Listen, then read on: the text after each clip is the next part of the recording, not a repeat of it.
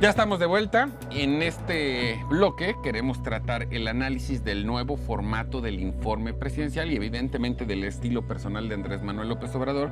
Yo veo muy amenazante a Pepe Centeno con unas cifras, que eso tiene que ver con el contenido. Entonces empieza con ello para que luego rematemos con los estilos y los formatos. Cuando el presidente habla de que no es importante el crecimiento, porque es más importante la igualdad, ¿no? y la distribución de la riqueza. Yo me acuerdo que hace algunos años, creo que en 2014, hicimos en la empresa un análisis de las series históricas de crecimiento económico comparado con el coeficiente de Gini. El coeficiente de Gini lo que hace es medir la desigualdad. Y nos dimos cuenta que en los periodos en los que la economía decrecía, en el que había un decremento, un estancamiento económico, era cuando se mejoraba el indicador del coeficiente de Gini. Por lo tanto, una forma de distribuir la riqueza es empobrecer a todos o a los más posibles. Y esto es lo que está pasando ahora porque, según datos oficiales del INEGI, el crecimiento económico es 0%. Y según las estimaciones que nosotros podíamos leer a finales del 2018, principios del 19, era que en este año deberíamos de crecer por lo menos al 2%. Que era en lo que estábamos. Que eran lo que estábamos, ¿no? En 2018 se creció al 2%, en 2017 al 2.4%, en 2015 creo que fue el 3.4%, el mejor año del sexenio del presidente Peña, 3.4%. Bueno, el punto es que yo me puse a investigar, ¿y eso cuánto significa en pesos? Traducido a la Traducido, a ver. El Producto Interno Bruto Nacional en 2018 equivale a $1.173.000 millones. El PIB. Si hubiésemos crecido ese 2%, debería de valer la economía mexicana a finales de 2019 $1.196.000 millones. La diferencia, que son $23.500 millones en números cerrados, equivale a $470.000 millones. Eso es lo que las decisiones del presidente, y las decisiones son cancelar el aeropuerto de Texcoco, cerrar ProMéxico y todas estas declaraciones desafortunadas de senadores, querer amagar a la banca, etcétera. Todo esta forma tan atropellada de gobernar que puso en alerta a todo el mundo, que hubo desinversión, se cayó la generación de empleos, en fin, nos costó $470.000 millones, menos en la economía. Si fuera solamente el IVA lo que hubiera recaudado el Estado, ¿no? El gobierno, de esos 470.000 millones de pesos, serían 75.000 millones. Y 5% de impuestos sobre la renta, 23.000 más, serían casi 100.000 millones de pesos menos en el presupuesto. Ahora, ese es el costo que estamos pagando los mexicanos por las decisiones de este gobierno. Sin duda. Y que yo lo había buscado, pero nadie lo había documentado, ¿no? No, es un gran... A mí me parece un dato muy interesante. Lo es. Y fíjate la paradoja. Casi es lo mismo que lo que él decía que sí le iba a ahorrar a los mexicanos por la corrupción. Sí. 500.000 millones de pesos. Hasta cierto punto simbólico, y estos son datos reales. Eso era una intención, un discurso de campaña. Esto es una realidad. Haberle sacado la economía, esto significa malestar en las familias, menos empleo, menos solidez de país. Sin duda, sin duda. Bueno, datos muy duros y muy reveladores, pero eventualmente lo que habíamos platicado inicialmente era analizar el formato. Porque estábamos acostumbrados a que el informe del presidente era el día del presidente y hoy vimos un escenario bastante discreto, bastante austero, cosa que se agradece. Vimos un escenario donde había muchas sillas vacías, a pesar de que no invitaron a los embajadores. Pero en una reflexión más profunda, a mí lo que me llama la atención son dos cosas. Porque Andrés Manuel López Obrador, el presidente de la República, no hace nada de casualidad. Todo está calculado y diseñado con un objetivo que muchas veces, si no es que todas, tiene que ver con lo que él quiere simbolizar. Hasta los errores. Hasta los errores. Entonces, el hecho de que el señor presidente no se ponga la banda tiene una implicación que quiere decir que él está por encima de. Ponerse la banda lo igualaría a todos los presidentes anteriores. Ponerse la banda genera una dependencia del hombre hacia la institución. Y él, cuando no se la pone, lo hace deliberadamente para decir, yo estoy por encima de todo esto. digamos que la implicación tiene que ver con ese famoso culto a la personalidad y al poder que en este país ha tenido muchas interpretaciones. Y la segunda es que el logotipo oficial del gobierno no es un logotipo como tal, hablando en marketing. Son 4 figuras de la historia con las que él se identifica, que no vamos a poner en discusión ni en contexto quiénes son ni qué hacían. Aquí estamos viendo el manejo de 2 símbolos. Yo soy uno de estos y yo no uso la banda porque yo soy la representación del Estado. Del Estado. Sí. ¿Y cómo dijo el rey de Francia, Luis XIV? El Estado soy yo. Pues mira, quiero ser positivo y propositivo. ¿Agradeces la austeridad? Sin duda. ¿Agradeces el marco del Sin discurso? duda, sin ¿no? duda. De todo el mundo, los mexicanos estamos en contra de la corrupción. Buscamos que nuestros funcionarios vivan de alguna manera modestamente, que no se den una cuestión de excesos. El mensaje, yo creo que la parte de la pobreza, de que necesitamos un país más igualitario, no podemos estar con un país tan dividido en el tema de desigualdad, de pobreza. Esa parte lo agradeces. Pero lo que acaba de decir Pepe, en el tema de lo del recurso. Datos duros. Datos duros. Y luego, él empieza su informe no poniendo en la mampara primer informe de gobierno, pone tercer informe. Al pueblo. Al pueblo. Entonces, lo que de alguna forma él es provocador, es disruptivo y de alguna manera nos trajo... Pero no es ilegal, hay que decirlo. No es ilegal.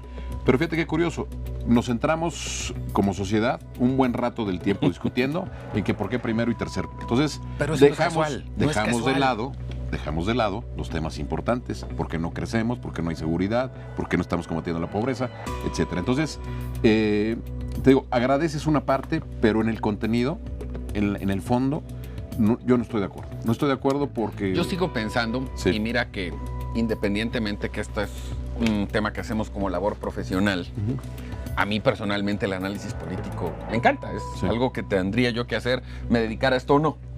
Y tengo que reconocer que a pesar de tantos años en esto, Andrés Manuel López Obrador, ya como presidente, resulta en ocasiones indescifrable. Yo creo que aquí la realidad es que todavía no lo hemos terminado de entender, qué es lo que quiere y a dónde va. Y yo decía en un bloque anterior que la transformación sí va en serio, no como a lo mejor se plantea que la cuarta transformación significa que se acabe la pobreza. No. Va en serio, pero no sabemos a dónde. Y van a ocurrir cosas extraordinarias. E insisto, cuando digo extraordinarias no quieren decir buenas, fuera de lo común. Como que el presidente renuncia a su partido, ¿no?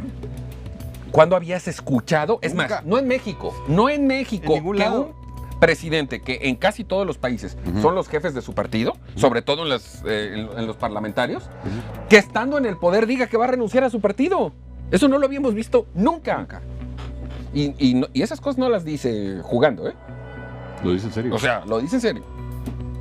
Pues mira, yo creo que lo que estamos observando del informe es de una pobreza tal que... El contenido. Sí, por supuesto, el contenido y los resultados, ¿no?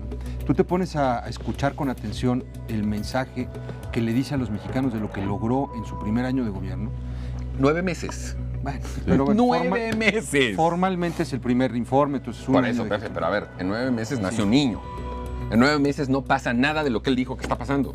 Separó el poder económico del poder político y el mismo día que lo dijo, el señor Slim salió a ayudar al gobierno. El hombre más rico de México. Ya estaban sentados. Ya estaban sentados. Pero ya está separado el poder político y el poder económico. Y entonces uno no entiende, ¿no? Digo, no sé qué significa eso. Pero además, ¿y eso en qué nos beneficia? 470 mil millones de pesos menos en un año. Oiga, pues vuélvanos a juntar, por favor, ¿no? Por cierto, les doy un dato. Hoy, después de muchos jaloneos y de muchos estirones, no tengo exactamente el dato de la hora, pero hoy recibió al señor Fernández, mejor conocido como el Diablo, dueño de FEMSA, para los que no lo saben, uno de los empresarios más importantes de este país y por mucho, y usted sabe que casi todas las esquinas hay una tienda de color amarillo y rojo. Bueno, pues él es el dueño. Con letritas X. Con la letrita X, es correcto. 2, ¿no? Bueno, pues digamos que el señor Fernández es un acérrimo enemigo de Poncho Romo, por temas ahí locales de Monterrey, ¿eh? Sí. Acérrimo enemigo y no había estado jalando y había habido sus broncas y sus problemas. Por la intermediación de Carlos Salazar Lomelín, que era su empleado, ahora presidente del Consejo Coordinador Empresarial, hoy en Palacio Nacional creo que ya de haber sucedido, ya se han de haber reunido. Se juntaban el presidente del Consejo Coordinador Empresarial, Salazar Lomerín, el famosísimo Diablo Fernández, Poncho Romo, el presidente de la República y seguramente el presidente del Consejo Mexicano de Hombres de Negocios, Toño del Valle. Sí. Dato, para que sigamos documentando la separación del poder económico del poder político. Porque además es una realidad, no puedes separarlos. ¿Para qué? A ver, creo que lo que podría hacer es no estamos subordinados al poder económico. Eso está bien. No me mandas, no me controlas. No me controlas, eso creo que está Pero bien. te necesito. Pero nos necesitamos mutuamente. Bueno, y la verdad es que el país necesita que los inversionistas regresen y que haya prosperidad. No hay otra forma, no va a alcanzar los subsidios, porque además los subsidios se financian con impuestos, ¿no? Y si no hay quien genere la riqueza para pagar los impuestos, no va a haber manera de transferirle dinero a las cuentas de la 24 millones dices que van. Bueno, la otra cuestión que... Son los datos oficiales, ya ves que en este país esto de los datos ya se volvió un pitorreo. Y cuando te haces la pregunta de todo lo que ha informado el presidente, concretamente, ¿qué le sirve a la gente? Dos cosas, el haber plantado arbolitos, ¿no? Y el estarle regalando dinero a la gente. ¿Cuánto le sirve regalar dinero? Yo creo que esa es otra pregunta que nos podríamos hacer en otro programa, porque hay un estudio que yo leí hace muchos años de Santiago Levy, ¿no? Que dijo... El creador de Progreso. El creador de Progreso, pero era su tesis doctoral, fíjate. Hicieron un estudio... Rápido, nos queda un minuto. Les digo rápidamente. ¿Cuánto cambia la calidad de vida de la gente cuando aumenta su ingreso? Y resulta que hicieron grupos de control, encontraron familias donde les empezaron a ganar un poco más de dinero y resulta que lo que hacía era comer más frituras. No mejoraba su vida. Pero no recuerdo quién, creo que Stiglitz decía que en algún viaje a Tailandia vio que estaban haciendo una carretera con recursos del Estado con material medio chafa, ¿no? Y él preguntaba, oye, ¿por qué no ponen maquinaria buena? Es que es para darle trabajo a la gente, entonces queremos que se tarden haciendo la carretera para que se mantengan de lo que les pagamos. Increíble. Pero por lo menos estaban trabajando. Sí, pero no generas nada, ¿eh? Conclusión final, un gobierno que está enfocado a combatir la pobreza, yo hubiera esperado ver en el informe representados personas en la pobreza. Yo no vi indígenas en el informe, Porque no vi enfermeras, no vi comumeros. Muy discreto, austero, pero muy fifí. Así es, estaban en la clase, el poder económico. Muy austero, sí, Así. pero muy fifí. ¿Y dónde está la sociedad? ¿Dónde está la gente que le está hablando? Pues es que ahora no fue en el Zócalo. Bueno. Fecha FIFA, nada que comentar.